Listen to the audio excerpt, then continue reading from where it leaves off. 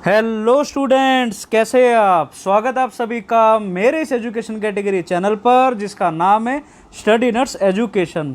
दोस्तों, आज मैं आपके लिए लेकर आया हूँ एक बेहतरीन क्लास जो कि है आर्मी पब्लिक स्कूल एग्ज़ाम्स। जो स्टूडेंट्स इन एग्ज़ाम्स की तैयारी कर रहे हैं जो कि नवंबर 21 और 22 को होने वाले हैं, जो स्टूडेंट्स इन एग्ज़ाम्स की तैयारी कर रहे हैं, चाहे वो सीटेट की कर रहे हो या फिर पीजीटी पीआरटी या फिर डीएसएसबी एग्ज़ाम्स की, मतलब टोटली अगर वो टीचिंग की प्रिपरेशन कर रहे हैं एग्ज़ाम्स की, गवर्नमेंट एग्ज़ाम्स की, तो उन स्टूडेंट्स के लिए आज मैंने ये आप लोगों के लिए क्लास प्रिपेयर करी है। प्लीज़ इस वीडियो को ध्यान से देखिए, स्किप मत कीजिए क्योंकि बहुत हेल्पफुल होने वाली है आपके लिए वीडियो। तो इस क्लास को स्टार्ट करने से पहले अगर आप मेरे चैनल पर नए हैं तो प्लीज़ मेरे चैनल को सब्सक्राइब कर लीजिए, लाइक करें और शेयर करना ना भूलें। तो आज का जो ये टॉपिक है, आज की जो हमारी क्लास है वो है एजुकेशनल कॉन्सेप्ट एंड मेथोडोलॉजी पे। तो ये आज का हमारा टॉपिक है। इसमें हमें देखना है कि हमारा पहला चैप्टर है basic process of teaching and learning. Guys, ये जो आज मैं आपके सामने क्लास डिस्कस करने वाला हूँ ये अरिहंत की बुक से है और अरिहंत की बुक बहुत अच्छी बुक है। मैं खुद उससे प्रिपेयर करता हूँ और मेरे को लगा कि आपके साथ भी शेयर करनी चाहिए जो इसमें इंपॉर्टेंट पॉइंट्स दिए गए हैं, या फिर आप लोगों ने खरीद भी ली होगी ये बुक। तो अगर आपको पॉइंट कुछ समझ ना आए तो आप ये मेरी वीडियो आप देखिए, काफ़ी हेल्पफुल होने वाली है आपकी वीडियो, ठीक है। सो गाइज, हमारा जो पहला चैप्टर है वो है basic process of teaching and learning. तो शुरुआत हमारी जो होती है वो इसी चैप्टर से होती है और हम वर्ड टू वर्ड इसमें समझने वाले हैं। बस आपको क्या है, ध्यान से देखना है और जो भी मैं आपको समझाने वाला हूँ, जो आपको पॉइंट्स आपके सामने आने वाले हैं उनको अच्छे से नोट डाउन भी आप कर सकते हैं, आपके लिए ईजी हो जाएगा, ठीक है।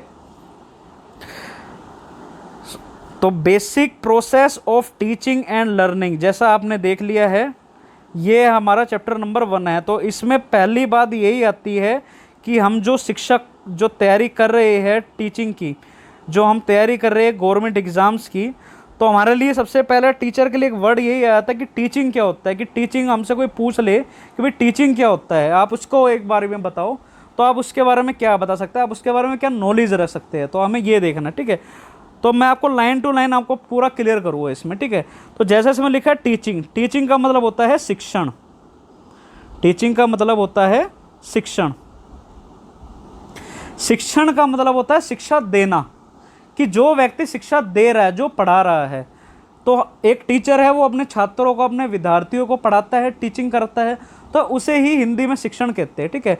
गाइज, मेरी इस क्लास में जो हिंदी मीडियम का स्टूडेंट है या फिर इंग्लिश मीडियम का स्टूडेंट है, दोनों के लिए ही बेनिफिशियल है। ये नहीं कि आपके सामने जो नोट्स है वो इंग्लिश में लिखे तो मैं इंग्लिश वाले स्टूडेंट के हिसाब से बात करूँ, नहीं। मेरी कोशिश ये करता हूँ कि दोनों ही मीडियम के स्टूडेंट्स मेरी क्लास में कंफर्टेबल रहे, क्योंकि मैं बाइलिंगुअल लैंग्वेज का ही यूज इसमें करने वाला हूँ। तो जैसा अब इसमें लिखा है, teaching is a series of events through which a teacher attempts to bring desired change in the behaviour of their students. यानी कि शिक्षण घटनाओं की एक श्रृंखला है जिसके माध्यम से एक शिक्षक अपने छात्रों के व्यवहार में एक वांछित परिवर्तन लाने का प्रयास करता है। मतलब सबसे पहले क्या है कि टीचर को एक सीरीज है, शिक्षण जो है ना वो एक ऐसी घटनाओं की एक सीरीज है, एक ऐसी श्रृंखला है कि जिसके द्वारा कि एक शिक्षक जो होता है वो अपने छात्रों के व्यवहार में कैसे एक बदलाव लेके आए। क्योंकि अगर छात्रों के व्यवहार में ही एक अच्छा बदलाव आने लग गया है तो यानी कि आपका जो शिक्षण प्रक्रिया है, जो आप शिक्षण दे रहे हो बच्चों को, वो आपका पूरा हो चुका है। अगर उनमें एक अच्छी आदतें विकसित हो चुकी है, उनमें एक अच्छी नॉलेज हो चुकी है, एक अच्छा विकास उनमें होने लग गया है, एक ऐसे लक्षण उनमें अगर दिखने लग गए हैं, तो यानी कि आपका जो एक शिक्षा का उद्देश्य है, शिक्षण उद्देश्य जो आपका, वो अब एम आपका पूरा हो रहा है, ठीक है।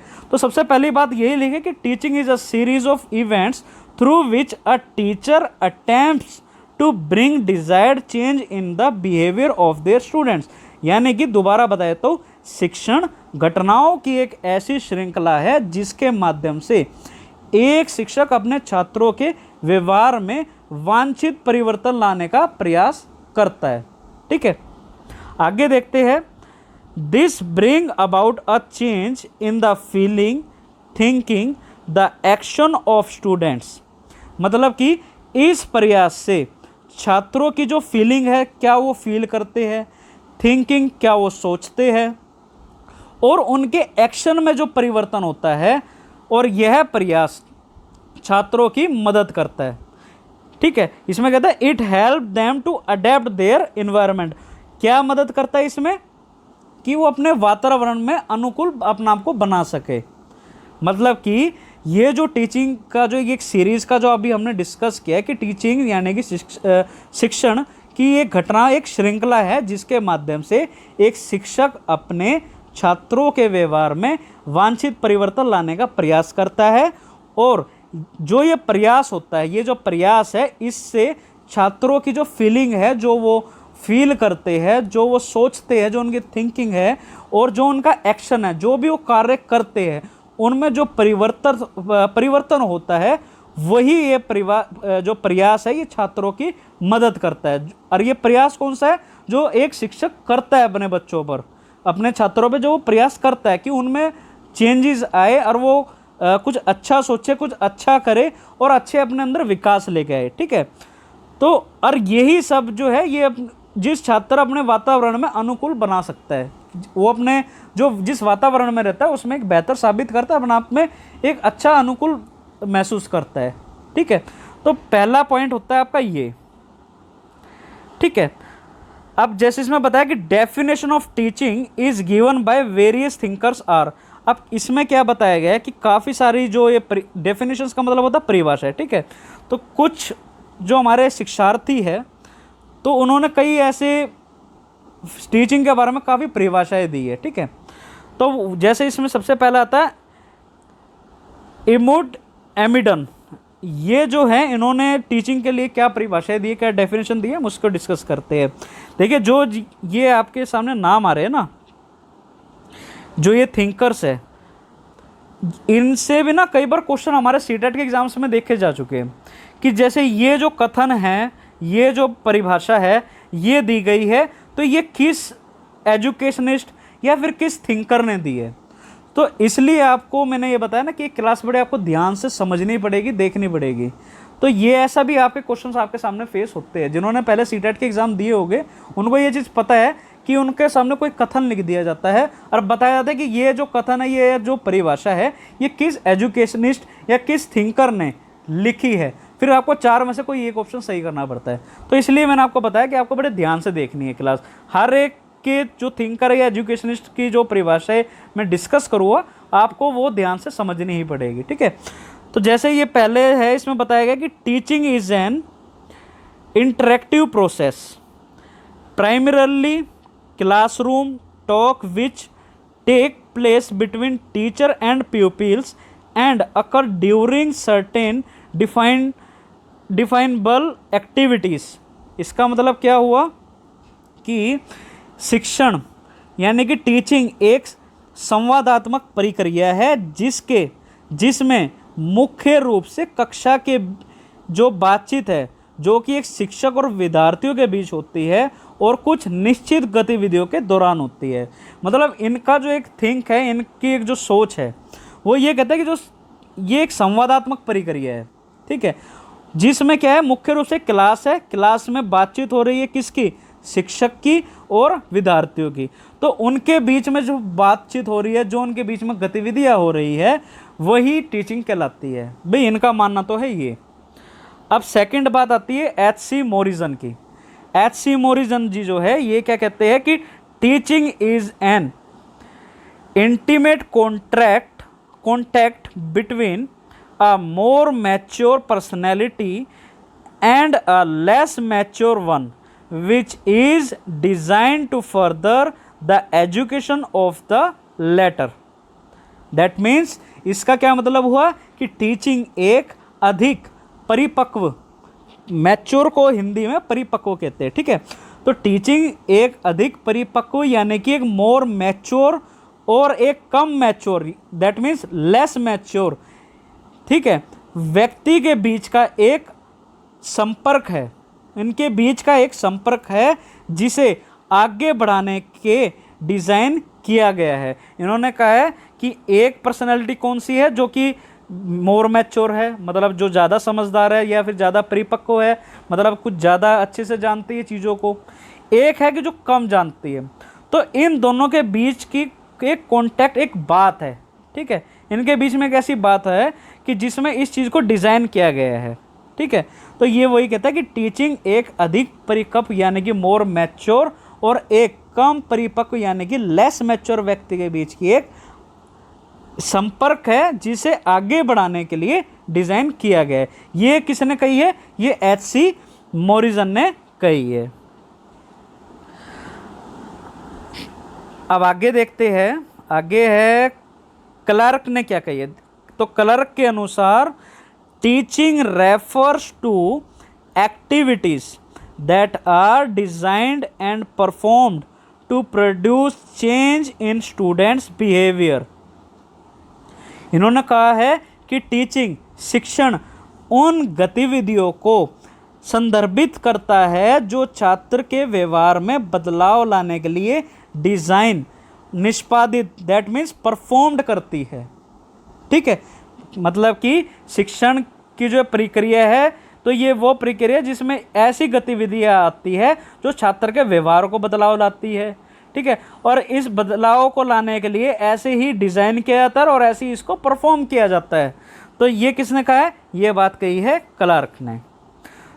तो ये मैंने आपसे डिस्कस किए, ये जो है 3 थिंकर्स हैं जिन्होंने टीचिंग को डेफिनेशन को अपने अपने हिसाब से इन्होंने क्या सोचते हैं वैसी इन्होंने बात कही है। ठीक है, अब बात करते हैं टीचिंग स्किल्स के बारे में। भाई टीचर तो है लेकिन अब कहते हैं स्किल्स के बिना काम नहीं चलता।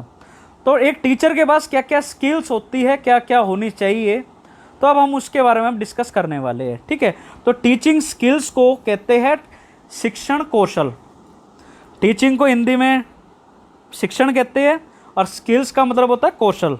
ठीक है, तो ये कहता है कि a great teacher is one who a student remembers and cherish for ever. A great teacher is one who a student remembers and cherishes for ever. That means एक महान शिक्षक वह है जो एक छात्र को याद करता है और हमेशा के लिए पोषित करता है। ठीक है, teachers have long lasting impacts on the lives of their student and the greatest teacher inspire students toward greatness.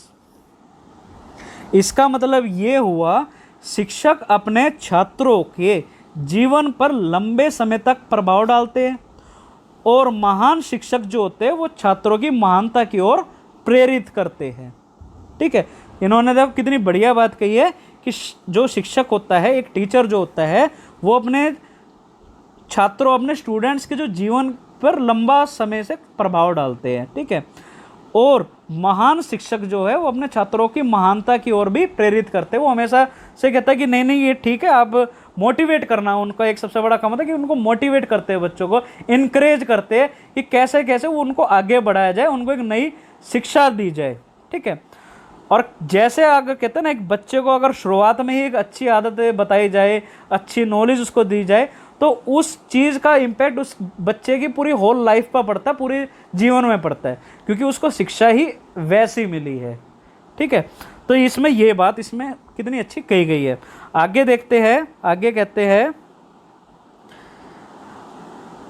According to NL Gage. अब अकॉर्डिंग टू NL गेज के अनुसार क्या कहते हैं कि teaching skills are specific instructional activities and procedure that a teacher may use in the classroom. इसका मतलब ये हुआ NL गेज के अनुसार कि टीचिंग स्किल्स जो है वो एक स्पेसिफिक यानी कि एक विशिष्ट इंस्ट्रक्शनल एक्टिविटी है।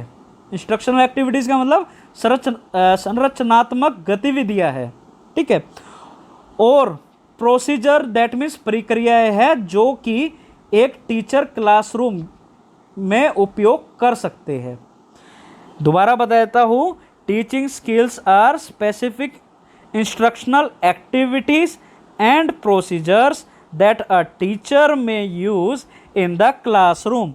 मतलब कि टीचिंग स्किल जो है, शिक्षण कौशल जो है, वो एक विशिष्ट और संरचनात्मक गतिविधि है और प्रक्रिया है जो कि एक टीचर अपने क्लासरूम में उपयोग करता है। ठीक है, अब ये कहता है कि these are related to various stages of teaching और in the continuous flow of a teacher's performance. इसका क्या मतलब हुआ? इसका मतलब ये हुआ कि अब टीचिंग के कई सारे स्टेजेस हैं जो कि रिलेटेड है, या तो टीचर के टीचिंग के निरंतर प्रवाह, मतलब कि एक टीचर है उसके कई सारे स्टेजेस रिलेटेड है, और या फिर आप इसको ये कह सकते हैं कि टीचर की जो टीचिंग है वो उसकी परफॉर्मेंस को निरंतर प्रवाह करता है, यानी कि कॉन्टिन्यूस फ्लो उसमें लेकर आता है। ठीक है, तो ये इसमें बात कही गई है कि these are related to various stages, कि जो इसको जो पढ़ाने का जो एक बात कही गई है कि वो अपने क्लासरूम में जो वो एक्टिविटीज़ करता है, इंस्ट्रक्शन एक्टिविटीज़ का मतलब कि जो वो बच्चों को इंस्ट्रक्शन दे रहा है, जो पढ़ा रहा है, जो भी वो क्रिया अपनी क्लास में कर रहा है, या फिर जो भी वो प्रोसीजर अपना रहा है क्लास में, तो ये कई सारे स्टेजेस में होता है। ठीक है, तो यही एक कंटिन्यूस फ्लो है टीचर की परफॉर्मेंस का। इसका मतलब ये हुआ किसके अनुसार? NL गेज के अनुसार। ठीक है, चलिए आगे देखते हैं कि various teaching skills are used for making teaching effective so that learning take place. इसका मतलब ये हुआ शिक्षण को प्रभावी बनाने के लिए कई सारे टीचिंग स्किल्स का उपयोग किया जाता है ताकि एक प्रभावी टीचिंग या शिक्षण हो सके। भाई इस स्किल्स को आप जितना बेहतर बना सके, बेहतर इसलिए बनाया जाता है ताकि बच्चों को ईजिली और अच्छे से क्लियर चीज़ें हो जाए, और जो आपका एक शिक्षण एम है, जो आपका टीचिंग एम है, उसको आप अच्छे से अचीव कर सके।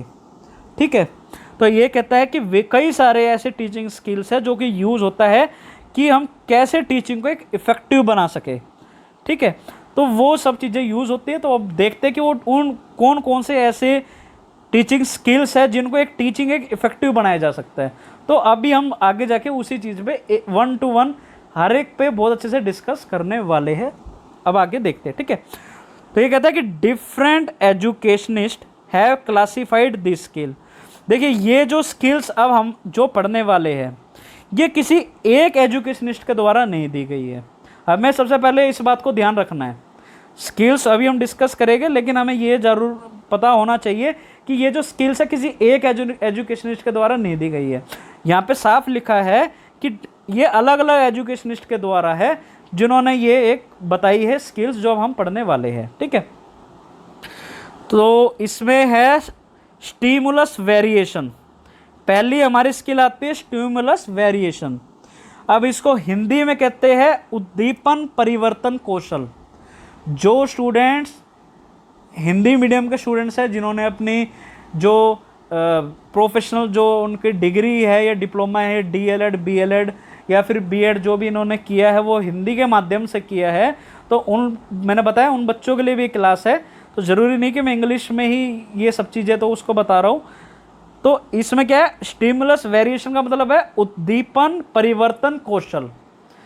अब ये उद्दीपन परिवर्तन कौशल यानी कि स्टिमुलस वेरिएशन क्या होता है, अब गाइज इसके बारे में हम जानते हैं। ठीक है, तो स्टिमुलस वेरिएशन जो होता है इसका मतलब होता है कि छात्रों का ध्यान आकर्षित करने के लिए तथा छात्रों को लेसन यानी कि पाठ में ध्यान लगाने के लिए या फिर छात्रों को पढ़ाई में रुचि बढ़ाने के लिए शिक्षक अपने व्यवहारों में जानबूझकर जो भी परिवर्तन लाता है उसे ही स्टिमुलस वेरिएशन उद्दीपन परिवर्तन कौशल कहते हैं।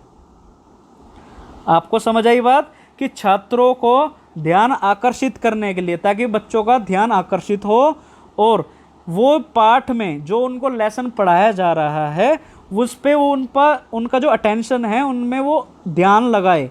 ठीक है, और अपनी रुचि बढ़ाए। अब बच्चे अपनी रुचि बढ़ाए, अपनी एक जिज्ञासा बढ़ाए कि हाँ मेरे को ये चैप्टर पढ़ना कुछ अच्छा लगा, मेरे को बच्चों के अंदर ये थिंक आए। तो उनकी ये सब चेंजेस के लिए शिक्षक अपने व्यवहारों में जानबूझकर जो भी परिवर्तन करता है उसे ही स्टिमुलस वेरिएशन यानी कि उद्दीपन परिवर्तन कौशल कहते हैं। ठीक है। अब जो स्टिमुलस वेरिएशन जो होता है, ये कई सारे घटक होते हैं, इसमें कई सारे इसके हम यूज़ कर सकते हैं, एक टीचर कई सारी चीज़ों से यूज़ कर सकता है। जैसे कि पहला क्या है कि शरीर संचालन, बॉडी मूवमेंट के थ्रू, आँखों व हाथ के संकेत गेस्चर के थ्रू कर सकता है, ठीक है। भाव केंद्रीयकरण, फोकसिंग, कुछ फोकसिंग का यूज़ कर सकता है, किसी भी चीज़ के बारे में बता के कि भाई बच्चों इस चीज़ को आप फोकस करो, ठीक है। स्वर में उतार चढ़ाव, कई बार जो वो स्पीच दे रहा था, कुछ बोल रहा होता है, तो उसमें क्या होता है कि कई बार जो उसकी वॉल्यूम है उसमें कई बार आराम से बोलता है, कई बार उसको चढ़ाओ, मतलब ये कहता है ना कि उतार चढ़ाव, ऑडियो का उतार चढ़ाव होना, तो ये भी इसमें यूज़ कर सकता है, ठीक है। श्रव्य दृश्य क्रम में परिवर्तन करके, मतलब ऑडियो विजुअल एड के थ्रू भी वो यूज़ कर सकता है, ठीक है। मतलब बच्चों को या तो कुछ सुना के कि भाई उन्होंने कुछ ऑडियो सुना दिया बच्चों को, उससे बच्चे सीख रहे हैं, कुछ विजुअल दिखा दिया, ठीक है। अच्छा, छात्रों के सहयोग से, कोऑपरेशन ऑफ स्टूडेंट्स भी इसमें आता है, ठीक है, कि बच्चों की एक एक टीम बना दी और उनको एक एक टास्क दे दिया, और ताकि बच्चे वो करें, तो ये अपना आप इंटरेस्ट जागेगा और बच्चे अपना आप इसमें पढ़ेंगे। तो ये जो वो अपने परिवर्तन लाता है, वो जो अपने स्टेजेस को यूज़ करता है इन चीज़ों में, ताकि बच्चों का उस पाठ में, उसमें ध्यान केंद्रित हो, उनमें रुचि बढ़े, तो इसी वेरिएशन को ही स्टिमुलस वेरिएशन यानी कि उद्दीपन परिवर्तन कहते हैं, ठीक है। आपको एक स्किल अब आपको समझ आ गई है, आई होप, मेरे को लगता है, ठीक है। चलिए दूसरा देखते हैं कि सेट इंडक्शन क्या होता है। सेट इंडक्शन का मतलब होता है, यह वो महत्वपूर्ण स्किल होती है जिसमें जब कोई टीचर किसी भी नए टॉपिक को कक्षा में बच्चों को पढ़ाने से पहले इस स्किल का प्रयोग करता है। मतलब कि यह वो एक ऐसी इंपॉर्टेंट स्किल है कि जिसमें जब कोई टीचर किसी भी एक नए टॉपिक को कक्षा में पढ़ाने के लिए बच्चों को पढ़ाने से पहले इस स्किल का प्रयोग करता है। अब इसमें क्या है कि टीचर छात्रों को पहले उस नए टॉपिक को पढ़ने के लिए छात्रों की रुचि पैदा करता है। भी पहले वो कोई आज चैप्टर पढ़ा रहे हैं टीचर, तो पहले उस चैप्टर के प्रति एक कहते हैं ना, एक इंकरेज करता है, मतलब एक मोटिवेट सा करता है कि ऐसा कि बच्चे खुद इसको जिज्ञासा बच्चों में है कि वो खुद इंटरेस्ट जगाए कि बच्चा पढ़े, ठीक है। तो ऐसा कुछ करता है जिसमें पढ़ाए जाने वाले टॉपिक से संबंधित कुछ प्रश्न अध्यापक छात्रों से पूछता है। भाई पाठ पढ़ाने से पहले बच्चों से कुछ पूछता है, उससे संबंधित ही पूछता है, जो पाठ वो पढ़ाने वाला है उससे संबंधित कुछ पूछता है कि भाई कुछ क्वेश्चन पूछ के, ठीक है, ताकि अध्यापक को यह पता लग सके कि बच्चे जो है वो उस पाठ या लेसन के बारे में पहले से कितना जानते हैं या उनको कितनी नॉलेज है, ठीक है। तो इससे ये पता लग जाता है।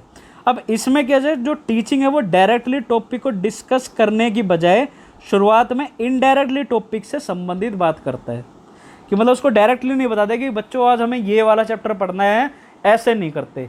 इस वाले स्किल्स में टीचर जो यूज़ करता है, पहले उसका जो एक पहला उद्देश्य था कि बच्चों को एक नॉलेज देखना कि बच्चे जो आज मैं चैप्टर पढ़ाने वाला हूँ उसके बारे में थोड़ा बहुत कितना जानते हैं, ठीक है। और दूसरा उनका इंटरेस्ट जगाना बच्चों का। तो ये आता है हमारा किसमें, सेट इंडक्शन में, ठीक है। तो अब ऐसा क्यों करता है टीचर, अब हमें ये भी जानना चाहिए। अब इससे ये पता लगता है क्योंकि अगर टीचर अब उस लेसन या टॉपिक को डायरेक्टली बता देता है तो बच्चे मतलब क्या होते हैं इसमें, बच्चे जो ना ये एक इंटरेस्ट भी अगर डायरेक्टली बताए तो इंटरेस्ट सा खत्म हो जाता है, बच्चे का इंटरेस्ट जो है वो कम होने लगता है, या फिर बच्चों में एक उत्सुकता की कमी आने लगती है। तो इसलिए शुरुआत में सेट इंडक्शन स्किल की सहायता से सबसे पहले छात्रों का ध्यान अपनी ओर आकर्षित किया जाता है और पाठ संबंधी प्रश्न पूछे जाते हैं, जिससे बच्चों में कुछ नया सीखने की उत्सुकता बढ़े, ठीक है। तो ये है हमारा सेट इंडक्शन। अभी हमने पढ़ा है स्टिमुलस वेरिएशन और अभी हमने पढ़ा है सेट इंडक्शन। अब देखते हैं हम अगली स्किल्स के बारे में। अब अगली स्किल है क्लोजर। क्लोजर का क्या मतलब हुआ, क्लोजर का मतलब हुआ पाठ समापन स्किल। इसका मतलब हुआ पाठ समापन कौशल, ठीक है। पाठ समापन कौशल हुआ हमारा क्लोजर। ये क्या होता है, ये कैसी स्किल है, आइए इसके बारे में देखते हैं। तो जैसा कि हमने जाना कि पाठ यानी कि लेसन को पढ़ाने के लिए या पढ़ाने की शुरुआत करने के लिए हम किन किन स्किल्स या कौशलों का इस्तेमाल करते हैं, अब बात आती है क्लोजर स्किल की, यानी कि पाठ समापन स्किल की।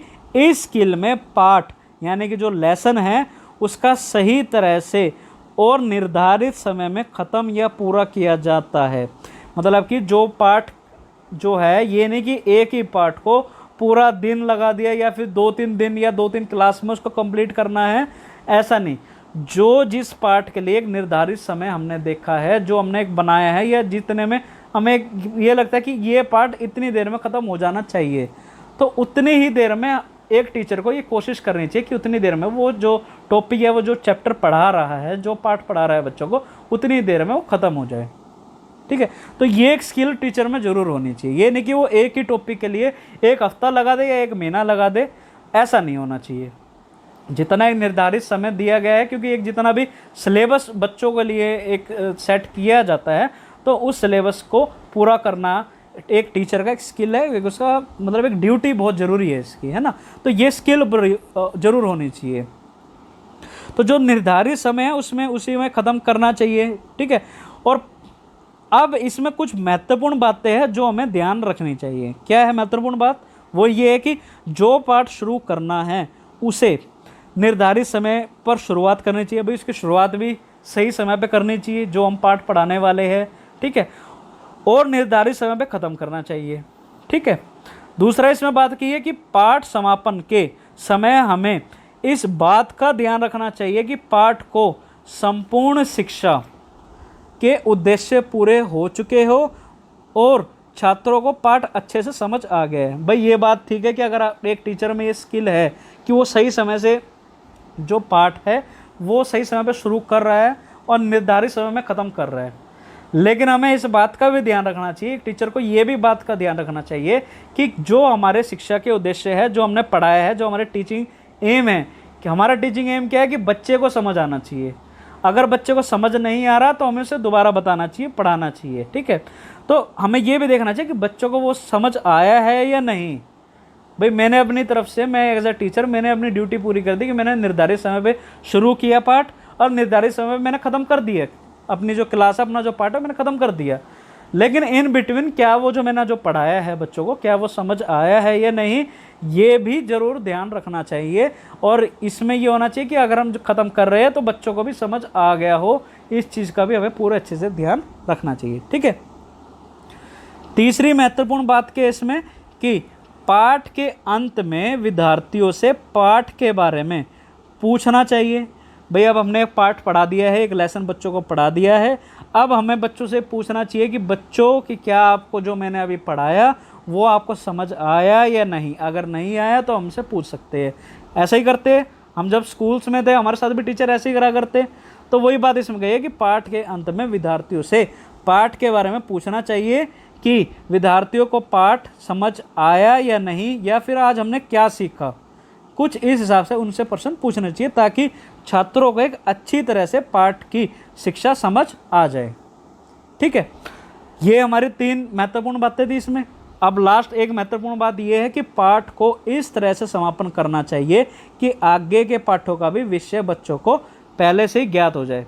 अब बच्चों को ये पता लगना चाहिए कि भाई आज हमने ये चैप्टर पढ़ लिया है और आगे हम ये पढ़ने वाले हैं, ताकि बच्चों को आगे के लिए अवगत हो जाए, वो उस चीज़ को समझने लग जाए कि आगे हमें ये पढ़ना है। ठीक है, तो इस तरह से हमें उसका समापन करना चाहिए।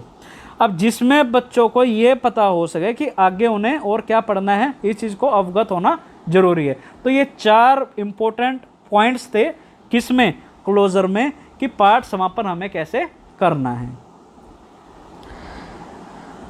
आगे देखते हैं। आगे कहता है जी silence and non verbal cues. इसका क्या मतलब हुआ? Silence and non verbal cues, इसका मतलब हुआ मौन एवं अशाब्दिक अंत प्रक्रिया। मतलब कि मौन एवं अशाब्दिक अंत प्रक्रिया, इसमें क्या होता है कि कक्षा में शिक्षक जो होता है वो शाब्दिक अंत प्रक्रिया के लिए कुछ संकेत तथा हाव भाव का ही प्रयोग करता है। इसमें ऐसी प्रक्रिया करता है कि एक जो टीचर होता है वो या तो कुछ संकेत देता है या फिर हाव भाव का ही प्रयोग करता है। इसमें छात्रों को शिक्षा में भाग लेने के लिए प्रोत्साहित करते तथा अवांछित व्यवहारों को रोकते हैं। यह कौशल कक्षा में अधिक उपयोगी और प्रभावी होता है।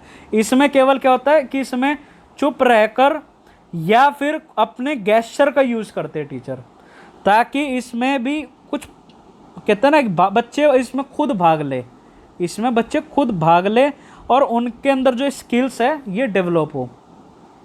तो ये भी काफ़ी देखा गया है कि कक्षा में अधिक उपयोगी या फिर प्रभावी स्किल्स होती है टीचर के द्वारा।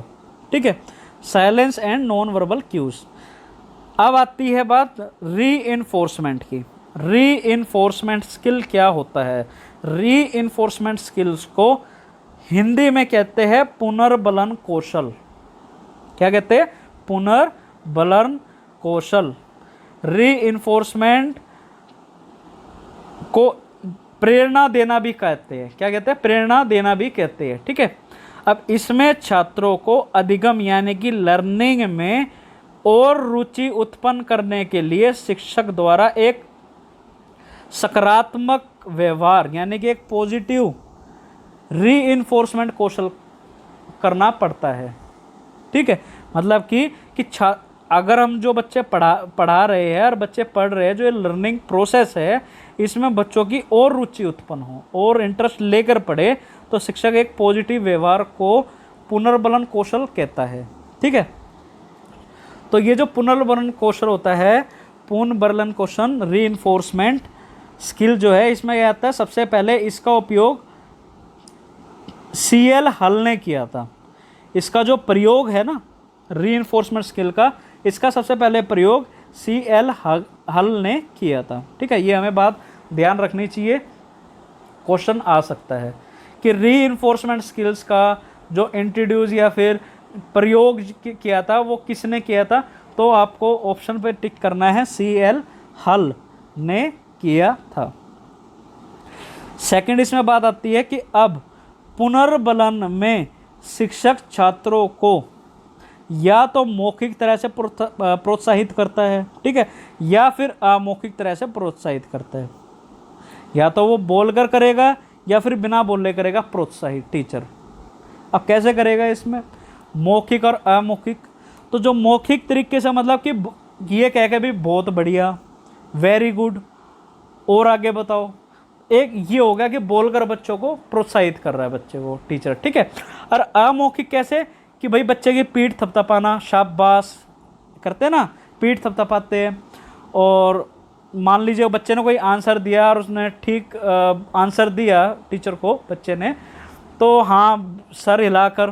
ठीक है, तो ये हुआ अमौखिक। तो इसमें मेन बात यह कि बच्चे को कैसे उसको इंकरेज किया जाए, कैसे उसको मोटिवेट किया जाए, क्योंकि मोटिवेशन कहते हैं बहुत अच्छी, बहुत बड़ी पावर होती है कि बच्चा खुद एक इंटरेस्ट अगर नहीं भी हो तो खुद आने लगता है बच्चे में।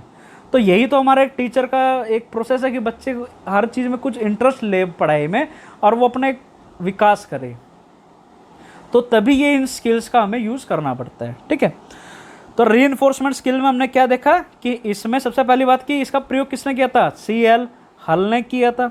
दूसरी बात इसमें क्या कही कि पुनर्बलन में शिक्षा में छात्रों को या तो शिक्षक मौखिक तरह से प्रोत्साहित करता है या फिर अमौखिक तरह से। मौखिक का तरह से जैसे भाई वेरी गुड, एक्सीलेंट, ठीक है, आगे बढ़ो, बहुत बढ़िया, ऐसे कह के। और अमौखिक में मतलब गेस्चर का यूज़ करता है, भाई अब या तो अपना सर हिला के भाई बहुत बढ़िया। ठीक है, और एक होता है कि पीठ थपथपा देती बच्चे की, भाई शाबाश बहुत अच्छा किया काम, है ना। तो ऐसे चाहे वो बिना बोले लेकिन एक अमौखिक गेस्चर का उन्होंने यूज़ किया है। तो ये था हमारा रीइंफोर्समेंट में। अब आती है बात प्रोबिंग क्वेश्चंस पे। प्रोबिंग क्वेश्चंस क्या होते हैं? प्रोबिंग क्वेश्चन का मतलब होता है खोजपूर्ण प्रश्न कौशल। तो ये पॉइंट है कौन सा? Probing questions. प्रोबिंग क्वेश्चंस का मतलब क्या होता है? प्रोबिंग क्वेश्चंस का मतलब होता है खोजपूर्ण प्रश्न कौशल। अब इसमें क्या है, ये कैसी स्किल्स है, कैसी टीचिंग स्किल्स है उसको देखते हैं। तो इसमें क्या है कि जब शिक्षक द्वारा छात्रों को दिया गया प्रश्न का उत्तर छात्र गलत या अपूर्ण देते हैं, मतलब कि एक टीचर ने कुछ क्वेश्चन पूछे स्टूडेंट से, ठीक है। अब स्टूडेंट जो क्वेश्चन पूछ रहे हैं उसका आंसर गलत दे रहे हैं या फिर सही नहीं दे रहे, इनकम्प्लीट दे रहे हैं, ठीक है।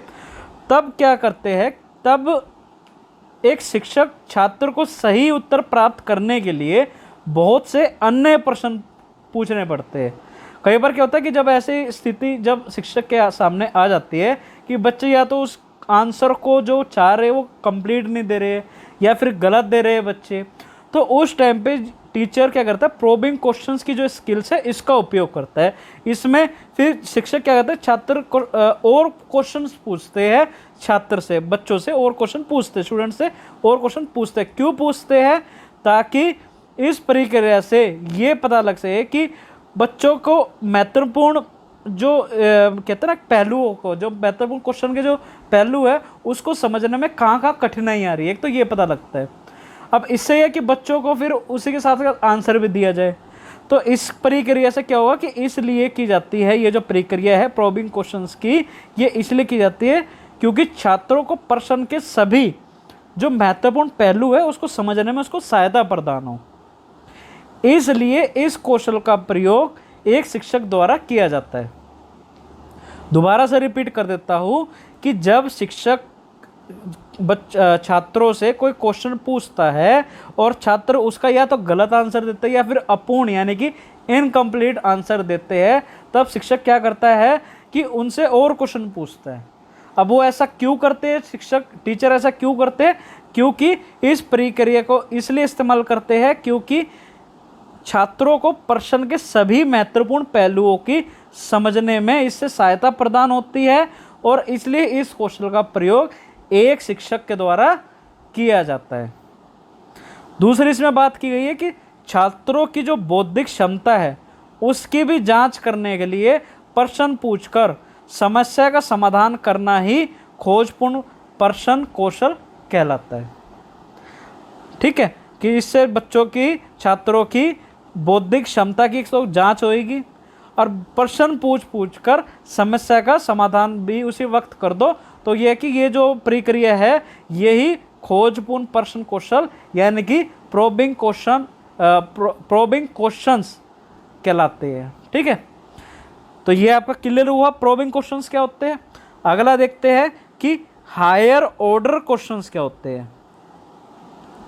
हायर ऑर्डर क्वेश्चंस, इसमें क्या है कि इसमें टीचर विषय से संबंधित कुछ चुनौतीपूर्ण प्रश्नों को छात्र को देते हैं।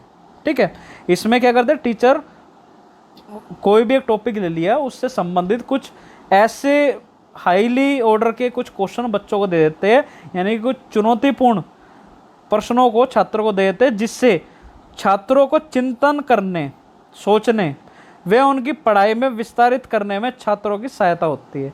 अब जिससे बच्चों में एक बौद्धिक क्षमता वो पड़ेगा कि भाई सोचेगा उसके बारे में। जैसे टीचर ने कोई क्वेश्चन दिया है बच्चे को कि बच्चों आप ये बताओ इसका आंसर क्या आप बता सकते हो, अब बच्चा थोड़ी देर के लिए सोच में पड़ जाएगा। एक तो ये चीज़ इसमें सहायता मिलेगी, चिंतन में जाएगा, थोड़ा सोचेगा उसके बारे में।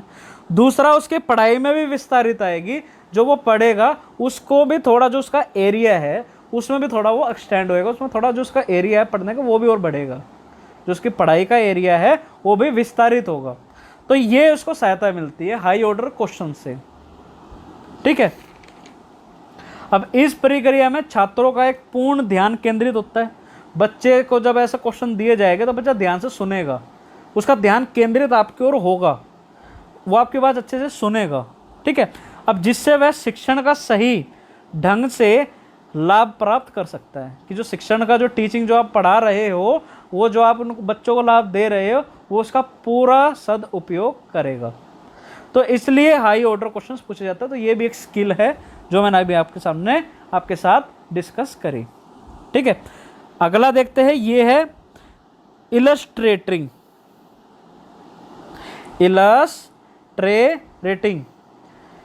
इसमें क्या होता है, इसका मतलब होता है दृष्टांत कौशल। दृष्टांत कौशल बोलते हैं इसको हिंदी में। इसमें होता है इलस्ट्रेशन में कम। इसका जो पहले बात तो मीनिंग क्या है, इसका मीनिंग ये है कि उदाहरण दे के अर्थ को स्पष्ट करना। इसका मतलब हुआ कि आपको कोई एग्जाम्पल दे के उस चीज़ के बारे में बताना है, ठीक है। तो इलस्ट्रेशन का मतलब यही होता है। तो ये कैसे स्किल है इसको देखते हैं कि इसमें क्या है कि शिक्षक विद्यार्थियों के सामने कुछ उदाहरण, घटनाएं या फिर कुछ कथन या फिर कुछ रोचक बातें प्रस्तुत करते हैं विषय से संबंधित, ठीक है। अब इसे और अट्रैक्टिव करने के लिए कई बार कुछ सहायक सामग्रियों का भी प्रयोग करना पड़ता है, कुछ और एड्स या कुछ और थिंग्स का भी यूज़ करना पड़ता है, ताकि हम जो टीचर अपनी बात को बताना चाह रहे हैं भाई कैसे बता सकते हैं। जैसे इसको अगर हम लेके चलते हैं इलस्ट्रेशन को उदाहरण दे के, तो उदाहरण कैसे दिए जा सकते हैं भाई, किसी चीज़ की घटनाओं के बारे में बता देना, कुछ कथन के बारे में बता देना, कुछ रोचक बातों के बारे में बता देना विषय से संबंधित, ठीक है। और इसमें कई बार हम क्या करते हैं कि सहायक सामग्री कैसी होती है। सहायक सामग्री आप लोग जानते हैं, जैसे ग्लोब ले लिया, ठीक है, चार्ट्स ले लिए, कुछ पिक्चर्स होगी, तो इन सामग्रियों की भी सहायता लेनी पड़ती है। क्यों लेनी पड़ती है, क्यों ये हमारे को ये घटनाएं बतानी पड़ती है, क्यों हमें रोचक बातें क्यों करनी पड़ती है, ताकि बच्चे अट्रैक्ट हो, उसको हम जो अपनी बात है उसमें इंटरेस्ट जागे और अट्रैक्टिवनेस हो, ठीक है, बच्चे का एक इंटरेस्ट जगे और हम अपने जो पढ़ा रहे हैं उसको और अच्छे ढंग से ब्रीफ कर सके, ठीक है। तो इसलिए इन सब चीज़ों का जरूरत पड़ती है। तो उदाहरण देने की इस प्रक्रिया को ही इलस्ट्रेटिंग या फिर इलस्ट्रेशन या फिर दृष्टांत कौशल कहा जाता है। इसमें यही है कि एक टीचर किसी भी चीज़ को बताने के लिए कुछ उदाहरण दे के बताता है, या कुछ घटनाओं का जिक्र करता है, या फिर कुछ रोचक बातों का जिक्र करता है, और या फिर उसको और अट्रैक्टिव करने के लिए कुछ सामग्रियों का भी यूज़ करता है, ठीक है। सहायक जो सामग्री है उनका भी यूज़ करता है, ताकि और अट्रैक्ट हो और बच्चा अच्छे से पढ़े, इंटरेस्ट जागे उसका, ठीक है। तो इसे क्या कहते हैं, इलस्ट्रेशन या फिर दृष्टांत कौशल भी इसको कहा जाता है। अगला क्या है, लेक्चरिंग। लेक्चरिंग स्किल को कहते हैं जी व्याख्यान कौशल। हिंदी में कहते हैं इसको व्याख्यान कौशल। ये किस तरह का कौशल होता है उसको देखते हैं। लेक्चरिंग कौशल है जब कोई शिक्षक प्रयोग करता है, जब इसका प्रयोग करता है व्याख्यान स्किल का, जब लेक्चरिंग स्किल का जो प्रयोग करता है कोई शिक्षक, इसमें शिक्षक जो हमारा टॉपिक होता है उस टॉपिक से संबंधित कुछ उदाहरण देता है।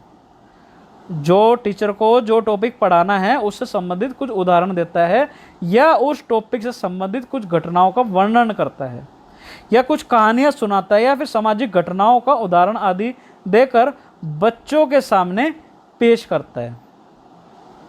तो इसमें जो व्याख्यान कौशल में अध्यापक विचारों, सामाजिक घटनाओं, कहानियाँ आदि का मध्य का जो संबंध को जो प्रदर्शित करता है, यही हमारा लेक्चरिंग स्किल कहलाता है। अब आप कहेंगे सर ये तो इलस्ट्रेशन के जैसा ही है। भाई इलस्ट्रेशन में भी एक अट्रैक्ट करने के लिए अपनी टीचिंग स्किल को, एक अपनी टीचिंग मेथड को और अट्रैक्ट करने के लिए, ताकि बच्चों का इंटरेस्ट जागे, उसमें भी इन चीज़ों का एड जो सहायता ले रहे थे टीचर जो है, भाई कहानियाँ सुना के, कथन सुना के, घटनाएं सुना के, कुछ रोचक बातें समझा के, है ना, ताकि बच्चों को अच्छे से समझ आए। और लेक्चरिंग स्किल्स में क्या कि अब वो बता तो रहे, पहले तो इलस्ट्रेशन में क्या था, इन सब चीज़ों का इस्तेमाल कर रहे हैं उदाहरण दे के। अब लेक्चरिंग स्किल्स में फ़र्क ये आता है कि अब उस चीज़ को पूरा एक्सप्लेन कर रहे हैं। क्या एक्सप्लेन कर रहे हैं कि इसमें या तो कुछ विचारों को बता दिया, ठीक है, टॉपिक से रिलेटेड, या फिर कुछ सामाजिक घटनाओं के बारे में वर्णन कर दिया, या फिर कहानियाँ सुना दी, ठीक है। तो उसमें क्या कि पूरे अच्छे से उसको एक्सप्लेन अच्छे से कर दे, पूरा तरह व्याख्यान अच्छे से कर रहे हैं, ठीक है। तो आप ये मत कहना कि इसमें दृष्टांत कौशल और व्याख्यान कौशल, इलस्ट्रेशन और लेक्चरिंग स्किल बिल्कुल सेम है। इसमें फ़र्क इतना आता है कि इलस्ट्रेशन में उन सब चीज़ों का इस्तेमाल कर रहे उपयोग कर रहे हैं, ठीक है।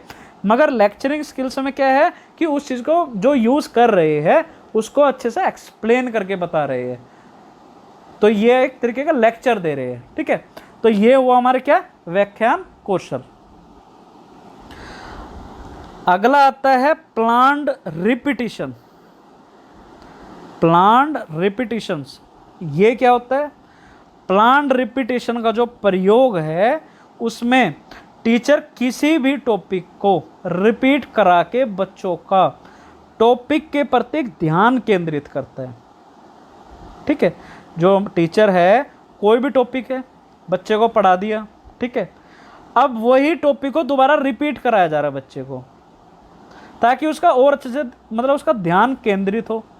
जैसा कि अध्यापक टॉपिक में दिए गए महत्वपूर्ण बिंदुओं यानी कि इंपॉर्टेंट पॉइंट्स के बीच बीच में दोबारा रिपीट करना या फिर किसी भी छात्र से पूछे गए प्रश्न के उत्तर देते समय या फिर बताते समय दोबारा से टॉपिक को क्लियर कर देना, यही रिपीट करा देना, दोबारा से उसी बात को रिपीट करा देना जिससे बच्चे को कॉन्सेप्ट क्लियर हो जाए, इसे ही आपको प्लान्ड रिपीटेशन कहते हैं। जैसे मैं आपको बीच बीच में जब आपको मैं पढ़ा रहा हूँ तो आप जैसे इसी को ही एग्जांपल मान लीजिए कि मैं आपको हर एक जो टॉपिक है उसको एक ही बारी में बात नहीं कर रहा कि मैंने एक टॉपिक ले लिया ख़त्म आगे टॉपिक पे आ जाओ, मैं उसको बार बार रिपीट कर रहा हूँ। क्यों रिपीट कर रहा हूँ मैं? ताकि जो मैं पढ़ा रहा हूँ आपको वो एक अच्छे से समझ आ जाए। एक बारी में समझ नहीं तो दूसरी बारी में समझ आ जाए। ठीक है, तो दोबारा से देखते हैं। देखो वही एक एग्जांपल मेरे वाला आप ले लीजिए। इसमें प्लान्ड रिपीटेशन क्या कि इस क्वेश्चन में अध्यापक किसी चीज़ को पहले समझा देते हैं और बीच बीच में उससे बच्चों से दोबारा रिपीट भी कराया जाता है, या फिर बच्चे ने कोई सामने से कुछ क्वेश्चन पूछा उस टॉपिक से रिलेटेड जो टीचर पढ़ा रहा है, ठीक है, अब उसको भी उसी टाइम उसका उत्तर दे दिया और बीच बीच में जो टॉपिक पढ़ा है उसका भी आंसर दे दिया। बीच बीच में मतलब रिपीट कराते जाओ जो आप पढ़ा रहे हो। इससे होगा क्या? इससे होगा ये कि बच्चे को जो इंपॉर्टेंट पॉइंट्स है वो अच्छे से समझ आ जाएंगे टॉपिक के। दूसरी बात, उसको डिफ़िकल्ट पॉइंट भी अच्छे से समझ आ जाएंगे।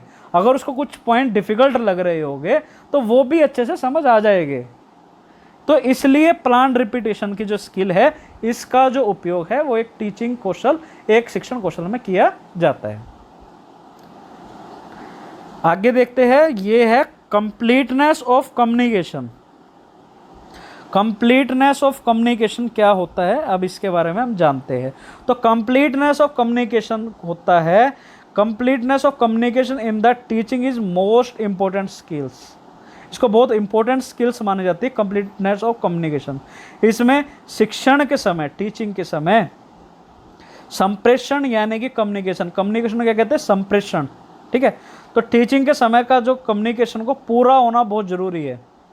मतलब टीचर को अपनी बात को बच्चों को इस तरह से पूरा करना चाहिए कि बच्चों को टीचर के द्वारा कही गई हर बात जो बच्चों को समझाया है उसे अच्छे से समझ आ जाए।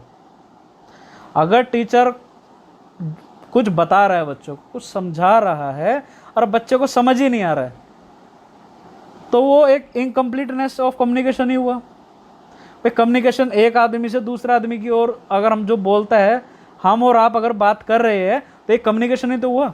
अब मेरे द्वारा अगर आपको बात समझ आई ही नहीं तो मेरे लिए तो इनकम्प्लीटनेस ऑफ कम्युनिकेशन हुआ ना ये, क्योंकि आपको तक तो या तो बात पहुंची नहीं या फिर आपको समझ नहीं आई, यही तो हुआ ना। तो इसमें क्या होता है कि टीचर को अपनी बात बच्चों को इस तरह से समझानी चाहिए, अब वो चाहे कैसे भी समझाए लेकिन उस चीज़ को जो समझाना चाह रहा है वो बच्चे के दिमाग में बैठना चाहिए। इस तरह से समझाना चाहिए कि बच्चों को टीचर के द्वारा कही गई बात को अच्छे से समझ आ जाए। और अगर कम्युनिकेशन का सही नहीं होगा तो टीचर के लिए उसके शिक्षण उद्देश्य को पूरा करने में भी मुश्किल हो सकती है। ठीक है, और बच्चों को भी समझने में दिक्कत आ सकती है। अब इससे होगा क्या कि जो टीचर समझा रहा है, एक उसने प्लान किया कि आज मेरे को ये चैप्टर पढ़ाना है और बच्चों को समझाना है, बच्चों को समझ आया नहीं है तो टीचर का जो उद्देश्य है समझाने का वो तो पूरा ही नहीं हुआ और बच्चों को भी समझ नहीं आया, तो इसमें दोनों जगह से ही लॉस हुआ, हानि हुई। तो इसलिए कंप्लीटनेस ऑफ कम्युनिकेशन, इसलिए ये भी एक ऐसी स्किल है जो कि टीचर के अंदर होनी चाहिए कि अपनी बात ऐसे कहे कि बच्चों को समझ अच्छे से आ जाए। ठीक है, अब बात आगे आती है कि कम्युनिकेशन की जो प्रोसेस है उसको टीचर किस तरह से इस्तेमाल कर सकता है। इसमें ये बात आती है कि जैसे हमने बात तो कर ली कि भाई कम्युनिकेशन की प्रोसेस को पूरा करना है, टीचर को एक स्किल होनी चाहिए। अब वो इस्तेमाल कैसे कर सकता है, अब हमें वो देखना है। तो इसमें ये बात आती है कि या तो वो वर्बल कम्युनिकेशंस करेगा, वर्बल के थ्रू यानी कि बोलकर करेगा या फिर लिख कर करेगा इसमें, है ना। और एक आता कि ओरल, बोल कर करेगा। इसमें क्या था, टीचर को अपने शब्दों को अधिक ध्यान रखना जरूरी है। जो वो शब्द यूज़ कर रहा है, जो वो बोल रहा है, उसमें अधिक ध्यान रखना जरूरी है, ताकि बच्चे को उनकी योग्यता अनुसार टीचर की कई बात समझ आ जाए।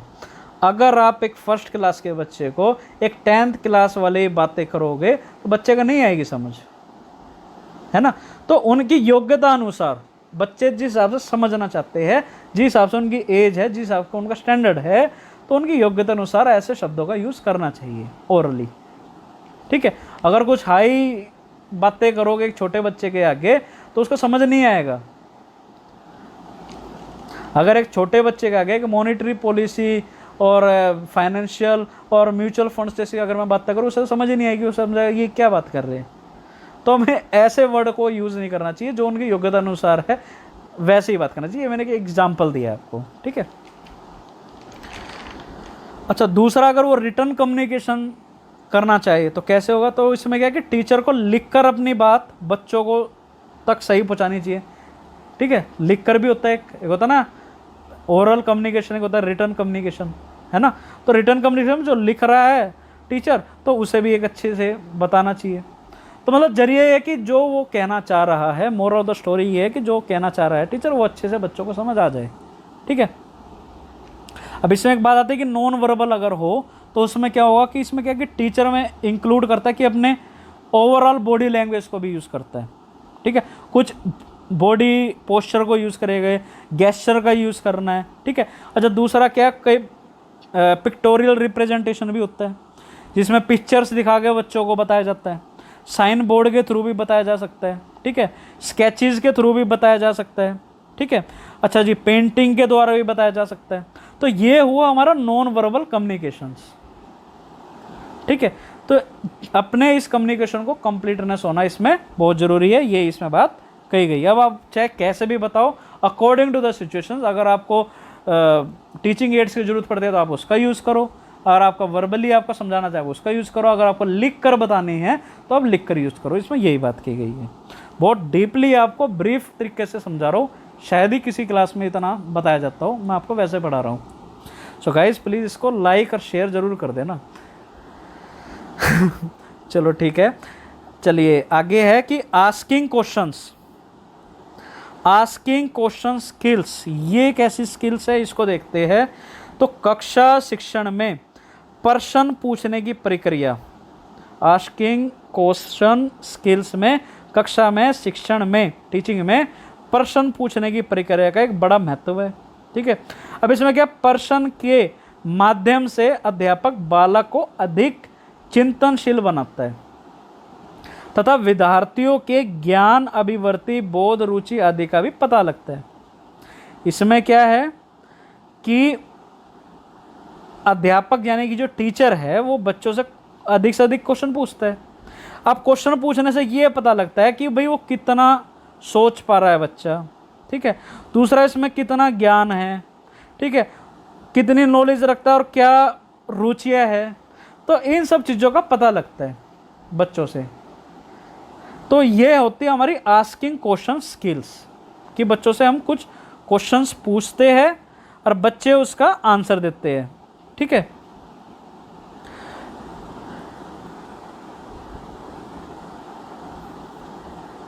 तो ये है हमारी आस्किंग क्वेश्चन स्किल्स। अब आता है एक डाइवर्जेंट क्वेश्चंस। डाइवर्जेंट क्वेश्चंस क्या होते हैं? डाइवर्जेंट क्वेश्चंस होते हैं अपसारी। डाइवर्जेंट को बोलते हैं अपसारी, ठीक है, इसको बोलते हैं अपसारी, ठीक है। अपसारी क्या होता है? इस स्किल के अंतर्गत टीचर बच्चों से इस तरह के प्रश्न पूछ सकते हैं जिसमें बच्चों की बौद्धिक बल बढ़े, ठीक है, दिमाग में एक बौद्धिक बल बढ़े, ठीक है, उनमें क्रिएटिविटी का पता लग सके, क्रिएटिविटी के बारे में उनके दिमाग में वो कि यार क्या क्रिएटिविटी, इमेजिनेशन हो सके, ठीक है। तो डाइवर्जेंट क्वेश्चन वो क्वेश्चंस होते हैं जिसका एक निश्चित उत्तर नहीं हो सकता। जैसे कि टीचर सभी बच्चों से कहे कि बच्चों बताओ आप बड़े होकर क्या बनना चाहते हो। जैसे बच्चे से हम पूछ लेते हैं ना, कोई भी पूछ लेता है, टीचर्स क्या हमारे रिलेटिव गढ़ के ही पूछते हैं ना कि बच्चे आप बड़े होकर क्या बनना चाहते हो, आपकी क्या इच्छा है। अब हर एक बच्चे की क्लास में एक जैसे तो ये नहीं कि उनको डॉक्टर ही बनना है सबको, भाई हर बच्चे को कुछ ना कुछ अलग अलग है। और फिर उनसे ये भी पूछो कि आप जो बनना चाहते हो आप क्यों बनना चाहते हो। तो इसमें वही बताया गया है कि इसमें बच्चे का एक तो बौद्धिक बल पड़े, दूसरा क्रिएटिविटी का पता लग सके, इमेजिनेशंस के बारे में पता लग सके, और उसमें यह है कि एक इनका भी इस चीज़ का कोई निश्चित उत्तर तो नहीं हो सकता कि हर कोई एक ही चीज़ बनना चाहेगा, ठीक है, या सबकी एक ही वजह बनने की। तो इसलिए ऐसे ये क्वेश्चंस पूछे जाते हैं, डाइवर्जेंट क्वेश्चन स्किल्स कहते हैं, ठीक है। और इसमें क्या है कि हर बच्चे को अपनी अलग अलग उत्तर देने की एक तो वो होगी, वजह बताएगा वो अपनी, ठीक है। तो इससे बच्चों में क्रिएटिविटी, इमेजिनेशन और बौद्धिक बल से बच्चों में एक नई उमंग पैदा होती है और उनमें नए आइडियाज़ को खोजने जैसी स्किल्स भी उत्पन्न होती है। तो इसलिए डाइवर्जेंट क्वेश्चन स्किल्स का भी टीचर उपयोग करता है अपनी कक्षा में। अगला और लास्ट जो स्किल है वो है अटेंडिंग बिहेवियर। अटेंडिंग बिहेवियर क्या होता है उसके बारे में देखते हैं। अटेंडिंग बिहेवियर होता है, इस स्किल का जो उपयोग है वो हर शिक्षक को अपने कक्षा में करना चाहिए। अब क्यों करना चाहिए? क्योंकि इस स्किल की सहायता से एक शिक्षक बहुत सेंसिटिव होता है अपनी टीचिंग के प्रति, सेंसिटिव होता है अपनी टीचिंग के प्रति। इस स्किल का उपयोग हर शिक्षक को अपनी क्लास में करना चाहिए क्योंकि इस स्किल की सहायता से एक शिक्षक बहुत सेंसिटिव होता है अपनी टीचिंग के प्रति, और इससे पता रहता है कि उसकी जो क्लास में उसकी जो क्लास है वो कैसी चल रही है, और उसे उसे पता रहता है कि बच्चों को प्रॉब्लम कहाँ आ रही है। और इंडिविजुअली भी, एक तो इंडिविजुअली पता लगेगा बच्चे को कि इस बच्चे को, पर्टिकुलर बच्चे को क्या प्रॉब्लम आ रही है, उसको ये भी पता लगता है। दूसरा, उसको एक एज अ होल क्लास भी पता लगता है कि पूरी क्लास में क्या दिक्कत आ रही है, ठीक है। तो एक टीचर को पूरा अटेंशन रहना ही उसकी अटेंडिंग बिहेवियर स्किल होता है। मतलब कि दोबारा मैं रिपीट कर देता हूँ, इसमें ये होता है कि इसमें उसका जो टीचिंग, एक टीचर है उसका जो मोटिव है बच्चों को पढ़ाने का, जो स्किल्स हमने डिस्कस करी है ऊपर की जो स्किल इनको यूज़ भी कर रहा है, लेकिन अगर उसका बिहेवियर है वो अटेंड ही नहीं है, मतलब क्लास में वो अटेंशन ही नहीं रखता एक टीचर, उससे होगा क्या, बच्चों को प्रॉब्लम्स आएगी। अब कई बार होते कुछ बच्चे जो होते हैं वो टीचर्स को जाके बोल सकते हैं कि सर मेरे को ये प्रॉब्लम आ रही है, मैडम मेरे को ये प्रॉब्लम आ रही है, लेकिन ज़्यादातर बच्चे वो नहीं बोल पाते कि मुझे किस चीज़ में प्रॉब्लम आ रही है, चाहे वो पढ़ाई में हो या फिर क्लास में ही कुछ दिक्कत हो। तो अगर टीचर का अटेंड ही नहीं रहेगा, मतलब अटेंटिव माइंड ही नहीं रहेगा क्लास में, अपना ध्यान क्लास में रहेगा ही नहीं उसका, तो बच्चे भी अपना आप को नेगलेक्ट सा समझेंगे और क्लास में जो व्यवस्था जो है, कक्षा व्यवस्था है, वो भी सही तरीके से सुगम नहीं चल पाएगी। तो इसमें क्या है कि अटेंडिंग बिहेवियर टीचर का रहना, ये एक स्किल बहुत ज़रूरी है किसी भी टीचर के लिए, कि आपको पता रहना है कि एक पर्टिकुलर बच्चे को किस चीज़ में कहाँ दिक्कत आ रही है, पर्टिकुलर भी पूरी क्लास में भी कहाँ दिक्कत आ रही है। वो बच्चों के लिए भी अच्छा है, टीचर्स के लिए भी अच्छा है, और पूरी क्लास व्यवस्था को चलाने के लिए भी अच्छा है। तो इसलिए ये स्किल का प्रयोग लिखा है कि इसका उपयोग हर शिक्षक को अपनी क्लास में करना चाहिए। सो गाइज, ये आज की जो क्लास है वो अब यहीं पे समाप्त करते हैं। आगे का मैं बता देता हूँ, जैसे हमने अभी पढ़ा था कि टीचर को हिसाब से एक क्लोजिंग करनी चाहिए कि वो आगे का ही बता दे, तो आगे हम पढ़ेंगे टीचिंग लर्निंग प्रोसेस। अगर अब मैं इस क्लास को और थोड़ा सा आगे बढ़ा दूँगा तो बच्चे भी थोड़े और बोर हो जाएंगे, तो मैं चाहता हूँ कि ये जो आगे का जो है टीचिंग लर्निंग प्रोसेस, मैं आपको एक अलग क्लास में, सेपरेट क्लास में आपका कवर करूँ, ठीक है। तो इतना आप इतना पढ़िए, और आई होप आपको ये पसंद आई होगी क्लास, अच्छा लगा होगा, समझ आया होगा basic process of teaching learning क्या होती है। अभी हमने टीचिंग के बारे में जाना, अब हम और जानेंगे कि टीचिंग लर्निंग प्रोसेस कैसे होती है। तो इस क्लास को मैं एक सेपरेट बनाऊँगा, इसको मैं एक अलग रखूँगा ताकि आपको और बड़ी क्लास ज़्यादा ना बने, है ना। सो गाइज, अगर आपको क्लास पसंद आ रही है तो प्लीज़ अभी मेरे चैनल को सब्सक्राइब कर लीजिए, लाइक करें, शेयर करना ना भूलें। मिलते हैं आपसे अगली क्लास में, तब तक थैंक यू सो मच।